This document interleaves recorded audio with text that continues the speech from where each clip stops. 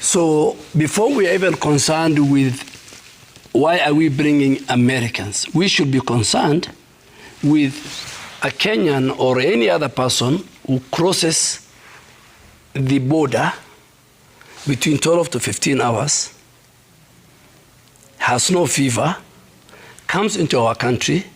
The incubation period is 3 weeks. After 3 weeks within our country, he develops the fever and all the symptoms.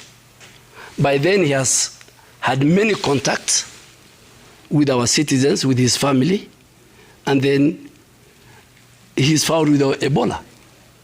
And there's no way where it is said we are bringing Ebola patients to Laikipia. That facility is a military facility. Mm-hmm. Kenyans Defense Forces will use that facility. Other Kenyans will use that facility. And by the way, let me say this.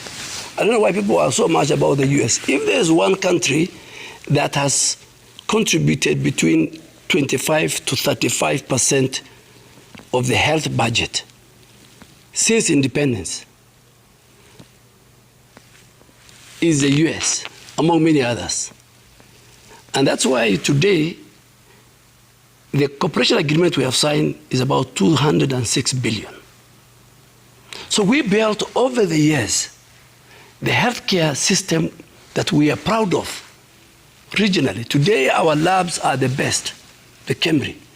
They were not built only by us. We played a role, but we built it with partners and other countries, WHO, the US being one of the biggest funder.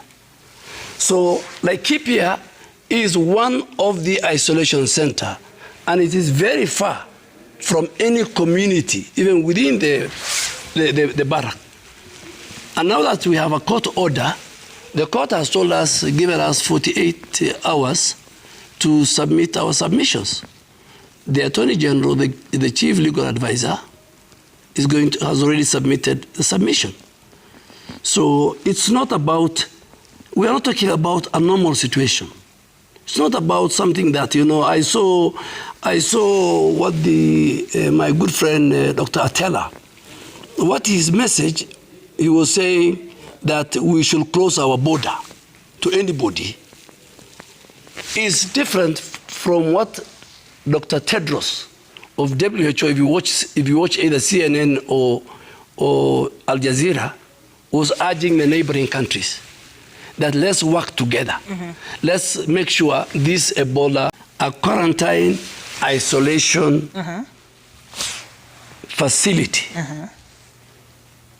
for use by both. Yes. That ordinary citizens cannot access. But let me ask you.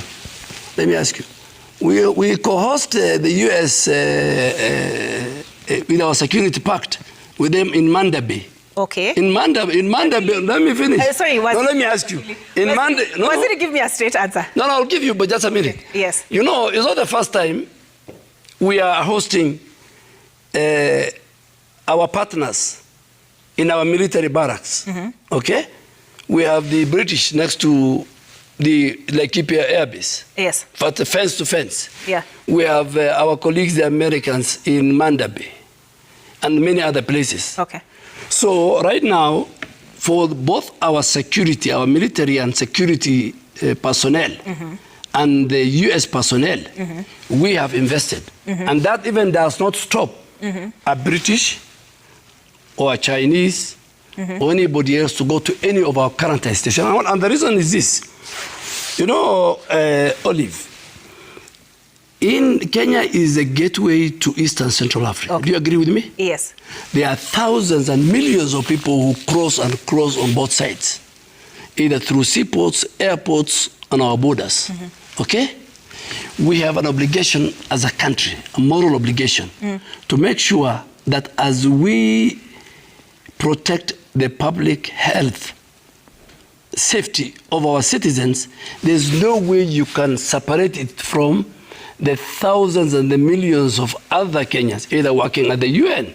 The biggest UN headquarters in the south is in Nairobi.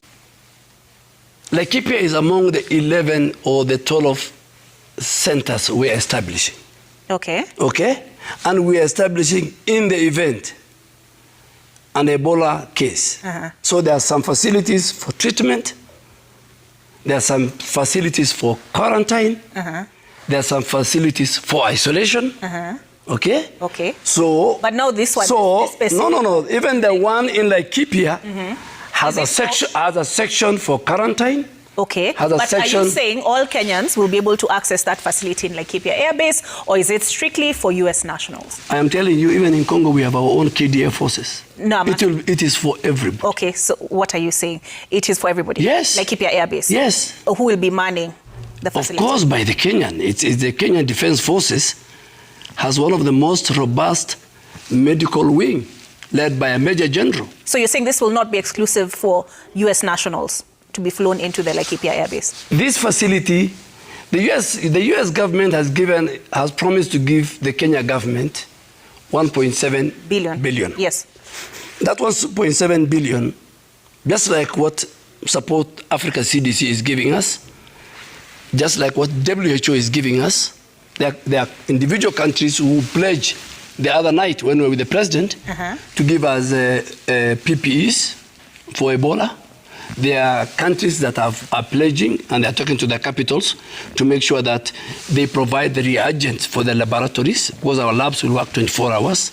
And we are preparing the country in the event of a large-scale outbreak. And this is not something, I saw people in a film